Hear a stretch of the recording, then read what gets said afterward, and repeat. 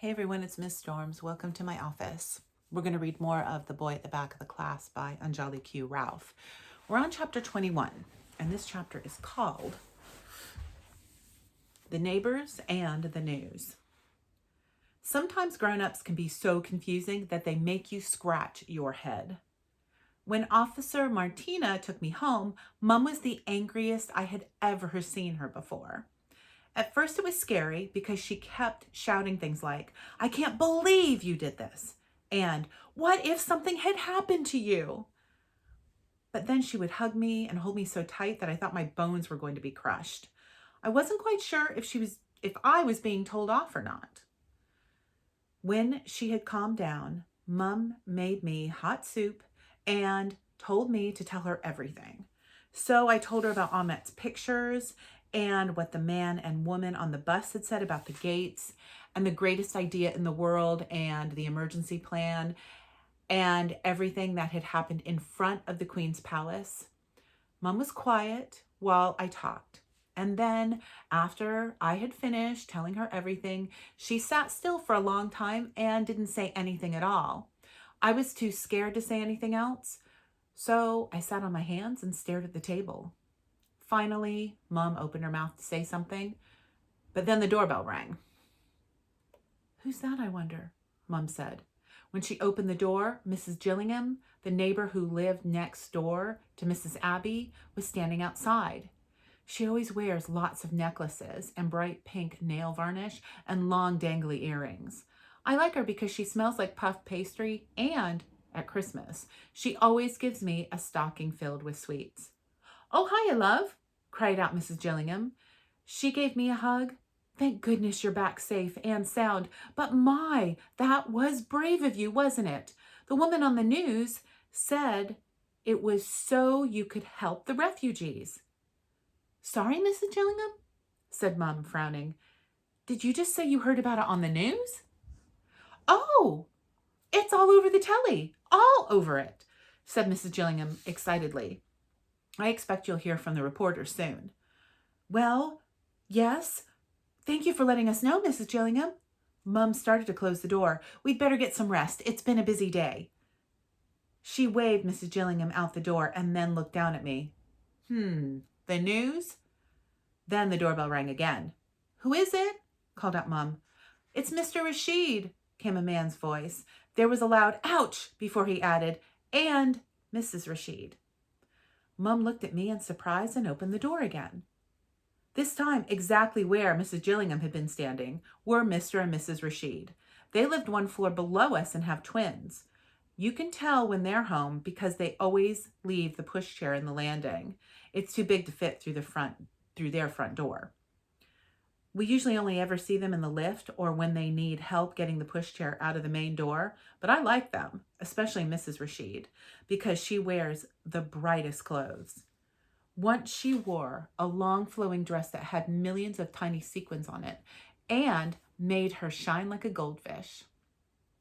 She's always smiling and laughing with the babies, and Mr. Rashid likes to shout out the cricket scores to anyone he can find. But this was the first time they'd ever come to our flat. "Hello," said Mum. Mrs. Rashid held up her phone.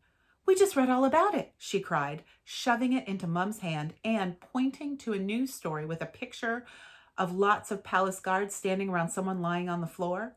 "You were so brave. Now the Queen herself can't ignore what's happening to those families.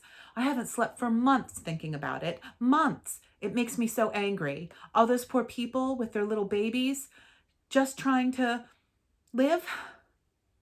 We send baby clothes and shoes whenever we can, but we don't have much money to spare," continued Mr. Rashid, his voice suddenly heavy and wobbly. "And now," Mrs. Rashid spotted me over Mum's shoulder and bent down. You darling, please let me hug you." I hesitated for a moment. I don't always like being hugged, but Mrs. Rashid seemed nice, so I slowly walked over to her and let her hug me, and then hugged her back.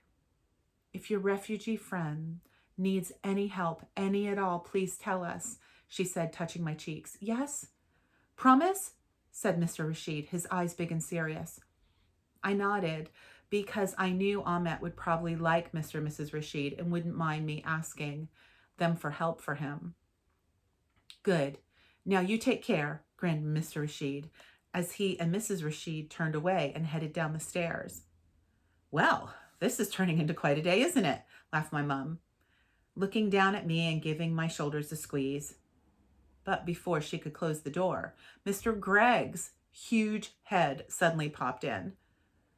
I took a step back and hid behind my mum because I don't like Mr. Gregg's at all, even though he always dresses in a suit and takes off his hat whenever he sees anyone he likes. I can tell Mum doesn't like him either because she never says hello to him when we see him. And my mum always says hello to everyone, even the man who sleeps in the doorway over Mr. Polzeski's shop on the corner of our road.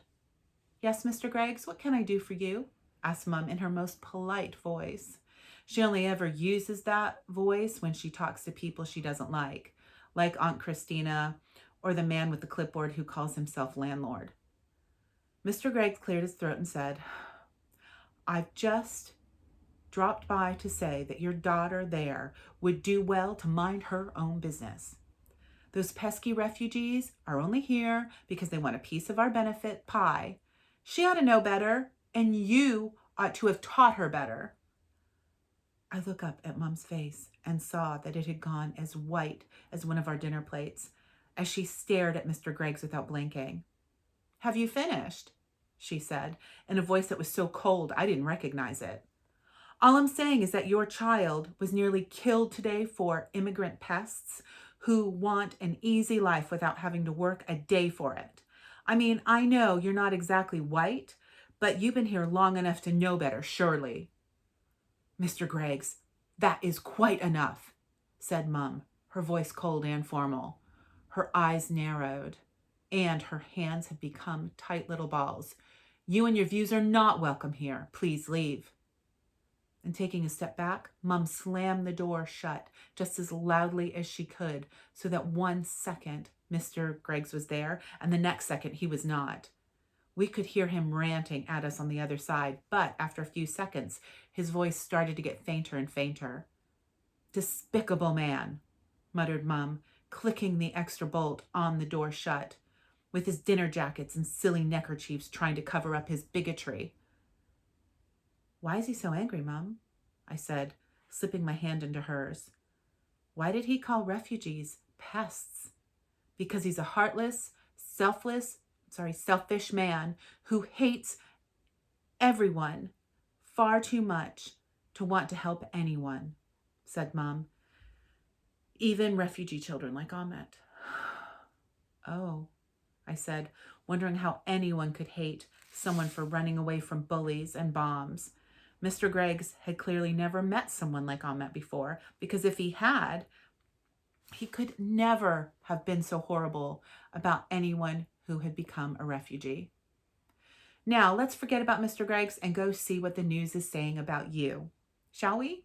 She ruffled my hair and then went and switched on the telly as I did a running jump onto the sofa. After a few seconds, a newsreader flashed up onto the screen.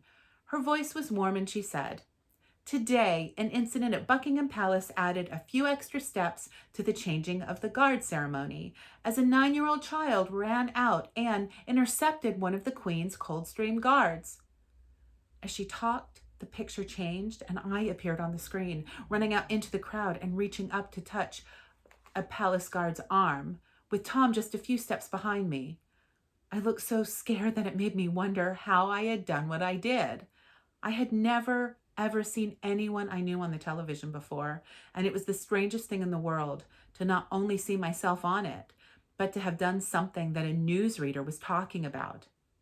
It transpired that the child in question wanted to hand in a note for the Queen, appealing for help on behalf of a refugee boy searching for his parents following their joint escape from an ongoing conflict in Syria. We are expecting an official response from Buckingham Palace later this evening. Mum quickly flicked over to the next channel. Another newsreader was talking, and behind him was another picture of me, looking shocked and scared. The Queen's Guard had an unexpected encounter today, as a young child broke through the barriers during the famed changing of the guard ceremony. It is said the attack was made in protest against the government's poor handling of the refugee crisis. I didn't attack anyone, I cried out. Mum nodded but didn't say anything, and instead switched the channel to another newsreader. A third newsreader confused me the most because he said, a 9-year-old child sparked a terrorism alert today after disturbing the changing of the guard ceremony and raising wider questions around security. Mum leaned over and turned off the sound. But I didn't want to hurt anyone, I said, trying not to cry. Why do they think I'm a terrorist? Mum sighed sadly and, opening her arms, pulled me towards her. There are lots of silly people in this world, darling. People who are so afraid of anyone who doesn't look like them or dress like them or eat the same food as them, that they call other people, even children like you, all sorts of silly names. But I eat everything, I said confused, except broccoli and baked beans. But what's wrong with what I wear? Nothing at all, said Mum. But they still might be scared of you because you don't look like them, she said, stroking my hand. So, I'm scary? Just because I look different? I said. Mum nodded. Yes, silly, isn't it? I leaned back against my mum and fell into a deep thought. That's when your brain falls down a giant hole in the middle of your mind and has to try to put all the pieces of a thought together so that it makes sense. And because your brain is working so hard, you can't think or talk about anything or see anything else. All you can really do is think about the deep thought. The deep thought my brain had found was wondering how anyone could be scared of me just because I didn't look like them. Everyone in school looks different and likes different things and has parents who come from all kinds of different places. Tom's mom and dad come from different places in America, one called Florida and the other called California. Michael's mom comes from a place called Nigeria, and his dad comes from France, which is why he always goes on lots of holidays and has even seen a giraffe and an elephant in a forest. Josie's mom comes from Barking and her dad comes from Bradford, which is why they speak differently and why her dad always sounds like he's asking a question, even when he isn't. And Mom and Uncle Lenny were both born in a faraway place I've never been to called Indonesia, and my dad was born in Austria. Mrs. Abby once said that I was lucky to have parents from different places because it meant I never needed to go on holiday to get a suntan. I like looking like I have a suntan, and I like everyone being different. It would be too boring if everyone was exactly the same as each other. Mom, I asked, because the deep thought was starting to give me a headache. Does that mean the Queen's special guards were scared of me too? Mum looked at me and asked, did they seem scared of you? No, I said after thinking hard. They were nice. Well then, she replied, stroking my hair, the thing you have to remember is that for every silly person who's afraid of you, there are at least 20 people who aren't silly at all. Okay, I said, feeling better. It was good to know that there were more nice people in the world than there were silly people in it. Just then, a face I knew popped onto the television screen. Look, Mom, it's the taxi man, I shouted excitedly. He took us from the station to the Queen's Palace, and he wouldn't take our money. Mum put the sound up and we both listened as a big red sign with Stan O'Connell, taxi driver, popped up underneath the picture of his smiling face. They were just kids, he was saying cheerfully. Innocent kids, you know? A man next to him, who must have been a reporter because he was holding a microphone, said, and you didn't get the impression they were planning any sort of protest or attack? Mum made an angry sound in her throat, and I saw her shake her head. But Stan, the taxi man, smiled again and said, I didn't get the impression because that wasn't what happened. You can ask me another 5 times, though, if you like. That made Mum burst out laughing. And she said she was glad I met a cabbie who was good and as funny as my Uncle Lenny was. Just then the phone started to ring. It was my Uncle Lenny checking in to make sure I was okay. And after he rang, lots of other people rang too, but they weren't people we knew. There were reporters from newspapers. In the end, Mom turned the phone off and said it was time to put this adventure to bed because tomorrow would bring a brand new adventure to go on. Mom let me go to bed a whole 30 minutes late that night because I had wanted to watch the news again. Lots of people had taken pictures and videos of me running onto the road. It was strange seeing things that I hadn't been able to see for myself at the time, even though I had been there and it had all happened to me. I hadn't realized how exciting it had been. As soon as I had run out into the road, the police had started shouting and moving the crowd back and surrounded me in a big circle. And all the special guards had stopped playing their drums and trumpets and slammed the police doors shut. It felt as if I was watching a movie starring someone that looked like me, but wasn't me at all. I lay in bed that night trying to make sense of everything that had happened, but my brain felt fuzzy, excuse me, and tired, so in the end I gave up and closed my eyes. None of it really mattered anyway. What mattered was that we had given our note to the special guards, and they had given us their word that they would tell the Queen about Ahmet. And just as soon as they did, she would send out her special guards to find Ahmet's family before the gates closed shut, and it was too late. That was the end of chapter 21. Chapter 22 next time. Bye.